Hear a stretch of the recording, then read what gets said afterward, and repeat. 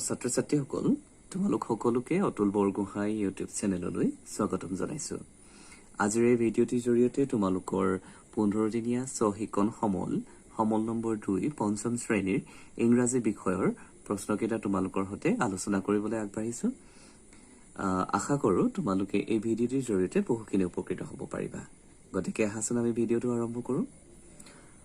Subject English Lesson 1 Part 1 All Things Bright and Beautiful তোমালোকৰ 1 number পাঠ All Things Bright and Beautiful নামৰ পাঠটোৰ পৰা তোমালোকৰ এই প্ৰশ্নকেইটা দিছে। এটা কি দিছে চাওঁ আহাচোন। Number 1 Look at the picture and read এটা কি কৈছে এই ছবিখন চাবলৈ কৈছে আৰু এই যেটো দুটা আমাৰ তিনিহাৰী বাক্য দিয়া আছে বাক্যকেইটা আমি পঢ়িবলৈ কৈছে। A garden is a place where you can find many bright and beautiful things. এটা কি কৈছে চোৱা বাগিচা হৈছে এনে এখন ঠাই য'ত তোমালোকে বহু ধৰণৰ উজ্জ্বল আৰু ধুনীয়া ধুনীয়া বস্তু বিচাৰি পাবা। Complete the word wave with the things you may find in a garden. এটা কি কৈছে চোৱা এখন word wave তোমালোকৰ ইয়াত দিয়া আছে। এখন word wave দিয়া আছে মই অলৰেডি কমপ্লিট কৰি থৈছো। এই word wave খন কি কৰিছে তোমালোক কি কৰিবলৈ কৈছে তোমালোকক বাগিচাত পোৱা বস্তুবোৰৰ নামেৰে কি কৰিব কৈছে সম্পূৰ্ণ কৰিব কৈছে। One has been done for you আৰু এটা তোমালোকৰ কাৰণে কৰি দিয়া আছে। গতিকে চাওঁ আহাচোন word wave খনত কি আছে। গাৰ্ডেন মেইন ৱৰ্ডটো হৈছে গাৰ্ডেন আৰু গাৰ্ডেনৰ লগত ৰিলেটেড ৱৰ্ডছ আমি লিখিব লাগিব। গাৰ্ডেনৰ ৱৰ্ডটো অলৰেডি দিয়া আছে। ফ্লাৱাৰ আমি কি পাওঁ ফ্লাৱাৰ পাওঁ নহয় জানো। ফ্লাৱাৰ মানে ফুল বাগিচাত ফুল থাকিবই। গ্ৰাছ বাগিচাত ঘাঁহো পোৱা যায় নহয় জানো ঘাঁহো ওলায়। bees BEES বাগিচাত কি হয় ফুলত উৰি ফুৰা আমি মৌমাখি দেখা পাওঁ নহয় জানো। বি মানে ফুলৰ মৌমাখি গতিকে bees। আমাৰ যেতিয়া বাগিচা এখন দেখো বাগিচাখনত আমি ফুল পুলি ৰুওঁ আৰু ফুল পুলিবিলাকক ফ্লাৱাৰ প্লান্টছ বুলি কোৱা হয়। এতিয়া প্লান্টছ আমি ফুলৰ পুলিবোৰ দেখো। বাটাৰফ্লাই দেখো BUTTERFLY বাটাৰফ্লাই পখিলা দেখো নহয় জানো ফুলে ফুলে পখিলা উৰি ফুৰে। তাৰপিছত আমি ফ্ৰুটছ আমি বাগিচাত আমাৰ ফল মূলবোৰো থাকে নহয় জানো আমি কেতিয়াবা ফল মূলৰ গছো ৰুওঁ। সয়েল আৰু মাটি সয়েল মানে হৈছে মাটি। আশা কৰো তোমালোকে বুজিব পাৰিছা। Question number 2 A Read the poem aloud এতিয়া কি কৈছে এই কবিতাটো জোৰ জোৰকৈ পঢ়িবলৈ কৈছে। তোমালোকে ডাঙৰ ডাঙৰকৈ এই কবিতাটো পঢ়িব লাগিব। ৰিড মানে পঢ়া এলাউড মানে জোৰকৈ। The forest কবিতাটোৰ নাম The Forest.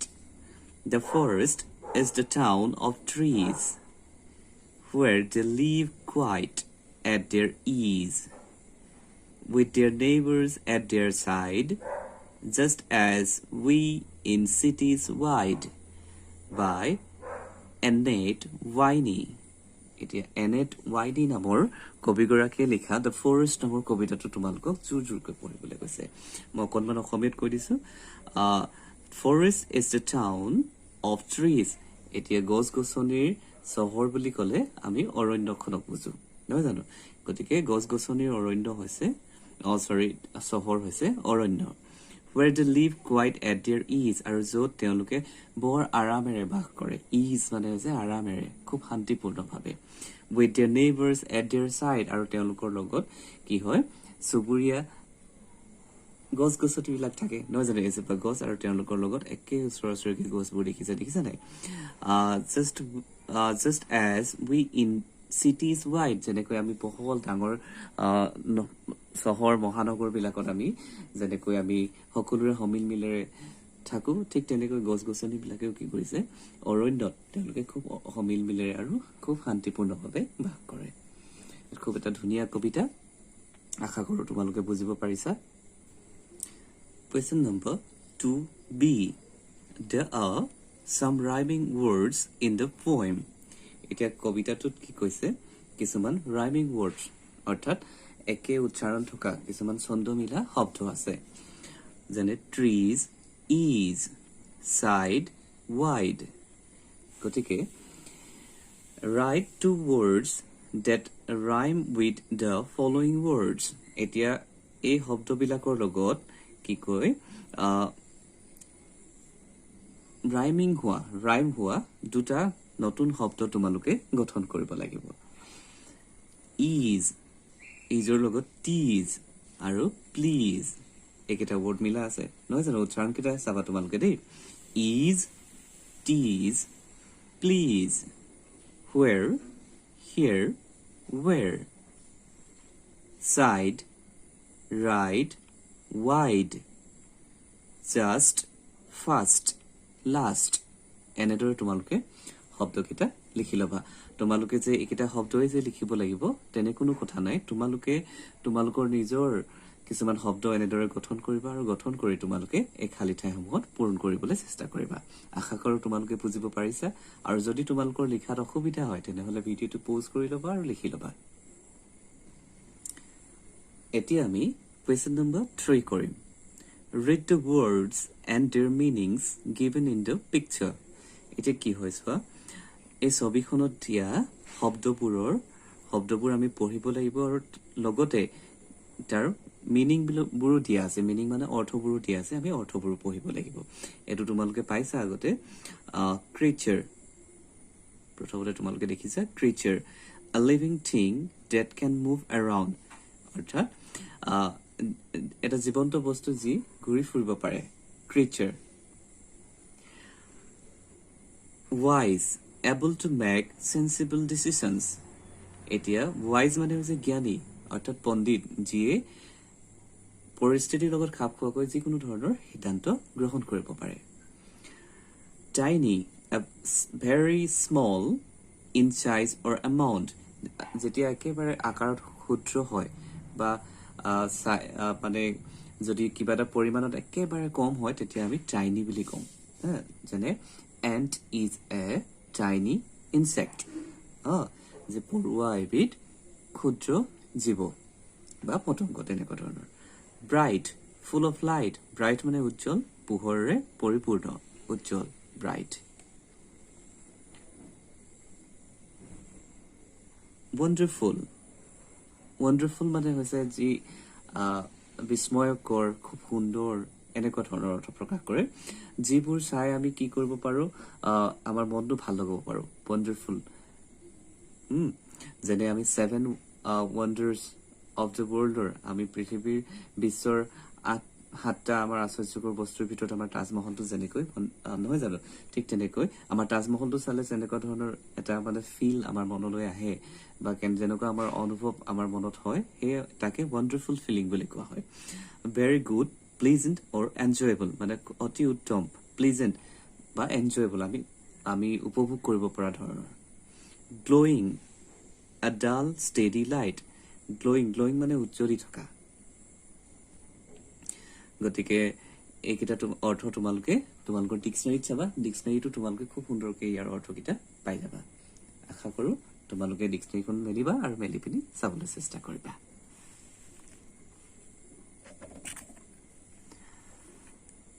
এতিয়া আমাৰ এই প্যাৰাগ্ৰাফটোৰ তলতটো কি দিয়া আছে আমি চাওঁ So we have learned the meanings of the words creature wise tiny bright wonderful and glowing এটা কি কৰিলো আমি এই ময়ূৰ চৰাইজনীৰ পাখিবোৰত থকা শব্দবোৰ আমি পঢ়িলো আৰু পঢ়ি পিনি তাৰ অৰ্থবোৰ শিকিলো নহয় জানো learned মানে শিকা meanings মানে অৰ্থ নহয় জানো words মানে শব্দ now let us do an activity এতিয়া আমি এটা ক্ৰিয়াকলাপ কৰো আহা now মানে এতিয়া let us মানে আহা do মানে কৰা activity মানে ক্ৰিয়াকলাপ fill in the blanks with the correct word from the bracket এটা কি হৈছে আমাৰ ব্ৰেকেটত থকা এই ব্ৰেকেটত থকা শব্দবোৰ দেখিছা এই ব্ৰেকেটত থকা শুদ্ধ শব্দটো ব্যৱহাৰ কৰি আমি খালি ঠাই পূৰ কৰিব লাগিব do refer to the poem from your textbook আৰু তোমালোকে এই শব্দবোৰ যেতিয়া খালি ঠাইত লিখিবা চাবা যাতে সেই শব্দবোৰ তোমালোকৰ টেক্সটবুকখনত অৰ্থাৎ কবিতাটোত আছে Number A all things dash and beautiful আমি কবিতাটোত পাইছিলো all things bright and beautiful. গতিকে আমি ইয়াত ব্ৰাইট শব্দটো লিখিম B R I G H T bright. All things bright and beautiful. Number B, he made their dash wings. Yet আমি কি পাইছিলো tiny T I N Y tiny. He made their tiny wings. He made their dash colors. Yet আমাৰ glowing হ'ব he made their glowing colors. Number D, all things wise and dash bracket দিয়া আছে wonderful bright গোটেই বস্তুবোৰ wise আৰু wonderful W O N D E R L F U L wonderful. All things wise and wonderful. আশা কৰো তোমালোকে বুজিব পাৰিছা আৰু যদি ইয়াৰ পৰা কৰাৰ অসুবিধা হয় তোমালোকে তোমালোকৰ পাঠ্যপুথি অৰ্থাৎ কিতাপখন মেলি তোমালোকে কবিতাটোৰ পৰা কৰিব পাৰিবা এতিয়া আমি question number 4 কৰিম We send greeting cards to friends and relatives on different occasions.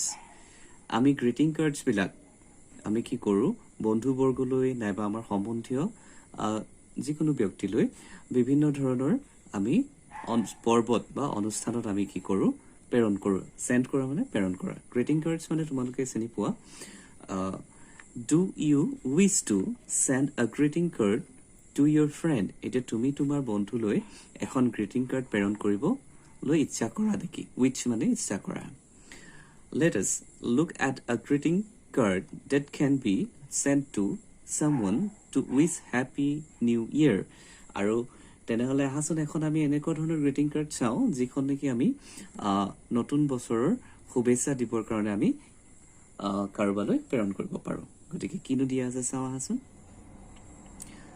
To wishing you a very happy new year.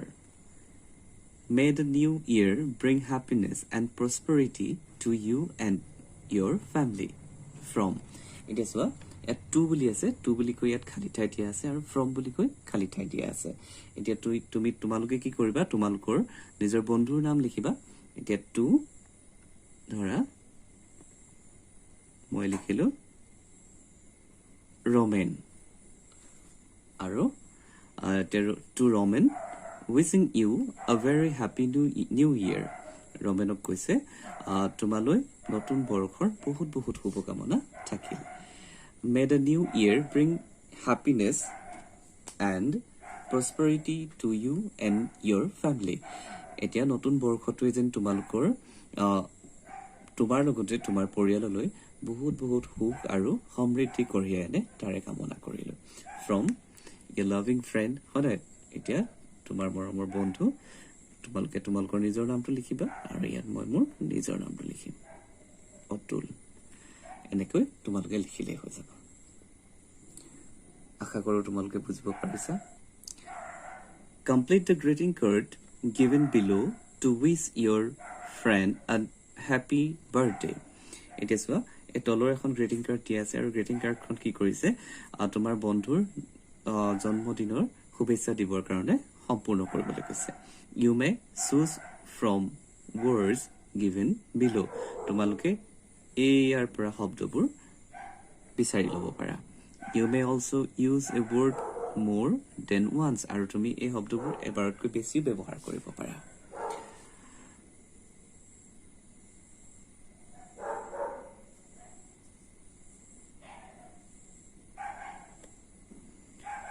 এতিয়া হাসন আমি খালি ঠাই পূৰ কৰো to তোমাৰ নিজৰ বন্ধুৰ নাম লিখিবা to মই আকৌ ইয়াত Roman লিখিছো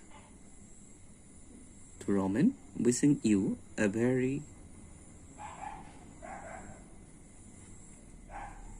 happy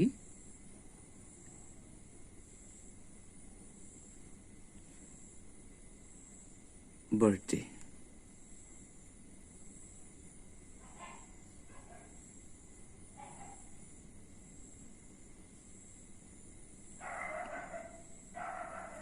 Birthday. May this day bring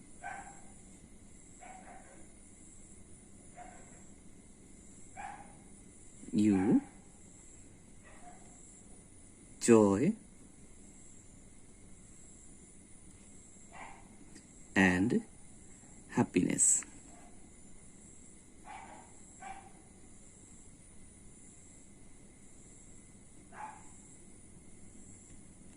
Wish you a successful SUCCES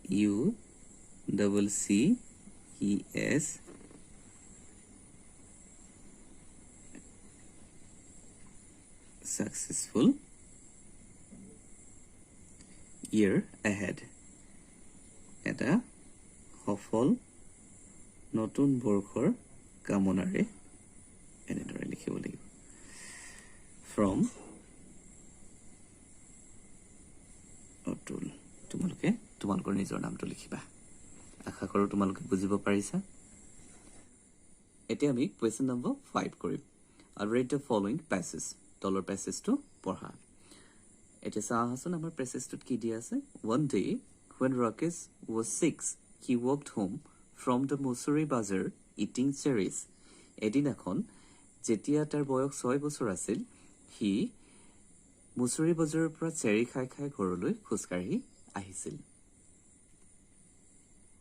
they were a little sweet আৰু সেই চেৰিবিলাক অকণমান মিঠা a little sour অকণমান টেঙা small bright red cherries আৰু সৰু উজ্জ্বল ৰঙা চেৰি আছিল which had come all the way from the Kashmir Valley আৰু যিবোৰ এক সুদূৰ কাশ্মীৰ উপত্যকাৰ পৰা আহিছিল অৰ্থাৎ কাশ্মীৰৰ পৰা আহিছিল Rakesh lived with his grandfather Rakeshe তেওঁৰ ককাকৰ লগত বাস কৰিছিল along the borders of Mussoorie একেবাৰে সীমান্তত just where the forest began য'ত নেকি অৰণ্যখন আৰম্ভ হৈছিল His father and mother lived in a small village 50 miles away where they grew maize, rice and barley in the fields. আৰু তেওঁৰ মাক আৰু দেউতাকে কি কৰিছিল এখন সৰু গাঁৱত 50 মাইল দূৰৰ এখন সৰু গাঁৱত বাস কৰিছিল আৰু তাত তেওঁলোকে কি কৰিছিল they grew maize তেওঁলোকে গম ধান rice ধান and barley in the fields তেওঁলোকে পথাৰত গম ধান আৰু বাৰ্লি নামৰ এক প্ৰকাৰৰ বেলেগ প্ৰজাতিৰ ধান তেওঁলোকে কি কৰিছিল ধানৰ খেতি কৰিছিল but there were no schools in that village কিন্তু সেই গাঁওখনত এখনো স্কুল নাছিল and Rakesh's parents wanted to send him to school কিন্তু ৰাকেশৰ মাক দেউতাকে তাক স্কুললৈ পঠাব বিচাৰিছিল and hence they sent Rakesh to stay with his grandfather in Mussoorie আৰু সেইভাবে কি কৰিছিল তেওঁলোকে ৰাকেশক ককাকৰ লগত মুছুৰীত থাকিবৰ কাৰণে পঠাই দিছিল adapted from Ruskin Bonds' story A Special Tree from Great Stories for Children এতিয়া এই যেটো দফা আছে এই দফাটো কি কৰিছে Ruskin Bondৰ Great Stories for Children নামৰ কিতাপখনৰ A Special Tree নামৰ কাহিনীটোৰ পৰা তুলি দিয়া হৈছে এটা question number 5a say whether true or false এতিয়া কোৱা এটা শুদ্ধ নে অশুদ্ধ Rakesh was a 6-year-old boy এটো শুদ্ধ গতিকে এটো আমি টি টুত ৰাইট চিন দিম বা তোমালোকে ট্ৰু বুলি লিখিব পাৰা তোমালোকে এটা এনেকৈ TRUE ট্ৰু এনেদৰে লিখিব পাৰা Rakesh lived with his father এটো false Rakesh grandfather লগত বাস কৰিছিল নহয় জানো গতিকে এটো ৰাইট চিন দিব পাৰা বা তোমালোকে false এনেদৰে লিখিব পাৰা Rakesh's parents grew cherries in the fields এটো false নহয় জানো এটো গতিকে এনেকে তোমালোকে লিখিব পাৰা Rakesh was eating cherries on his way back home এটা কি কৰিছিল Rakeshe ঘৰলৈ ঘূৰি আহোতে কি কৰিছিল চেৰি খাইছিল আৰু Rakeshe কি কৰিছিল ঘৰলৈ উভতি আহোতে চেৰি খাইছিল গতিকে এটো ট্ৰু হ'ব এনেদৰে তোমালোকে কৰিব পাৰা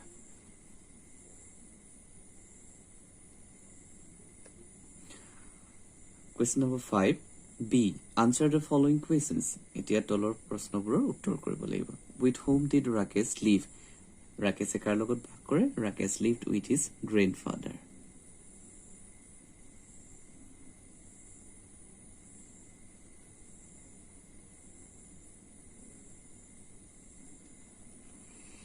Where did Rakesh's grandfather live? Rakesh's grandfather ক'ত বাস কৰে? Rakesh's grandfather lived in Mussoorie.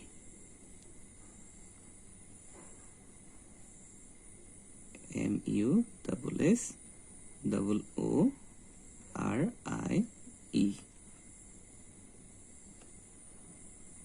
Question number 3. Where did Rakesh's parents live? Rakesh's parents বা মাক দেউতাক ক'ত বাস কৰিছিল Rakesh's parents lived in a small village Rakeshৰ মাক দেউতাক এখন সৰু গাঁৱত বাস কৰিছিল Question number 4 What did Rakesh's father and mother grow in the fields Rakeshৰ মাক দেউতাকে পথাৰত কি ৰুইছিল বা কিহৰ খেতি কৰিছিল Rakesh's father and mother grew maize rice and barley in the fields Why did Rakesh's parents send him to Mussoorie? আৰু Rakeshৰ মাক দেউতাকে তাক কিয় মুছুৰীলৈ পঠাইছিল? Rakesh's parents sent him to Mussoorie because they wanted to send him to school. আৰু সেইকাৰণে মাক দেউতাকে তেওঁক যিহেতু স্কুললৈ পঠাব বিচাৰিছিল সেইকাৰণে তেওঁ কি কৰিছিল তেওঁক মুছুৰীলৈ ককা দেউতাকৰ ওচৰলৈ পঠাই দিছিল মৰমৰ ছাত্ৰ ছাত্ৰীসকল তোমালোকৰ ইংৰাজী বিষয়ৰ প্ৰশ্ন ইমানেই আছিল আৰু ইয়াত এটা তোমালোকৰ কাৰণে কাম দিছে students will try to read and recite the poem all things bright and beautiful তোমালোকে কি কৰিবা কবিতাটো মনত ৰাখি লবা আৰু আবৃত্তি কৰিবলৈ আৰু পঢ়িবলৈ চেষ্টা কৰিবা মৰমৰ ছাত্ৰ ছাত্ৰীসকল আজি মই মোৰ ভিডিওটো ইমানতে সামৰণি মাৰিছো যদি তোমালোকে ভিডিওটো ভাল পালা তেনেহলে এটি লাইক কৰিবা আৰু লগৰ বন্ধুবৰ্গৰ মাজত শ্বেয়াৰ কৰিবলৈ নাপাহৰিবা আজিলৈ আহিছো ধন্যবাদ